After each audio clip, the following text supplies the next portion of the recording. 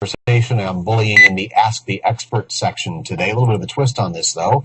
It's a different form of bullying, a term you may not have heard of, financial bullying. I have not, but it's happening more than you realize. Tony Drake with Wealth Wisconsin Management joining us live this afternoon. Financial bullying, what is that? Yeah, it's a term a lot of folks aren't real familiar with, but about 1 in 10 people report that they're feeling financially bullied. Mm-hmm. You know what this is a spouse, significant other that you live with that's maybe controlling your money, their money, controlling what you spend, not letting you have any budget that you can spend on, and really making you feel trapped financially.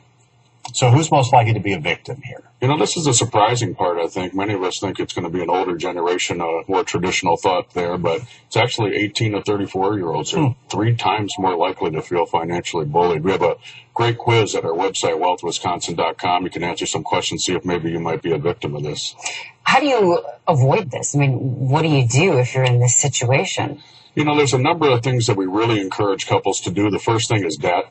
You know, if you have debt, the biggest thing, you got to be honest with your partner about it. Maybe it's student debt if you're younger. Maybe it's, some type of medical bills if you're thinking about getting married. So that debt can be a real issue.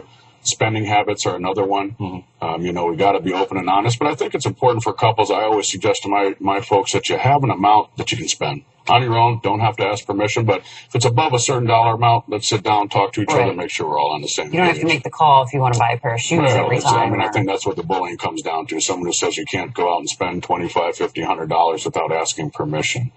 I think some of the other things are budget. We got to have a budget, got to stick to it. Sometimes in a couple, there's a spender, there's a saver.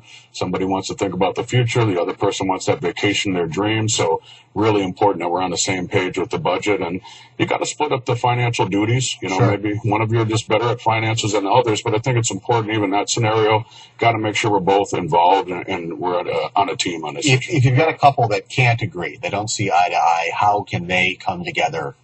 I think the biggest thing is honesty. About 13% of folks admit to lying about their finances. I think financial infidelity can be as damaging as, sexual infidelity. So got to have open lines of communication, and sometimes it takes a professional to help. Seek some help and have somebody help you out with your finances. So. Definitely something to look into before you say I do. Really important nowadays. There's actually some dating sites out there that post your credit score and whether you have any dates on your prospective. That's really laying it all out there. That's putting the cards out there for sure. Tony, thanks. Got a question for our experts? Email them, asktheexpert@tmj4.com. You can also leave a voicemail.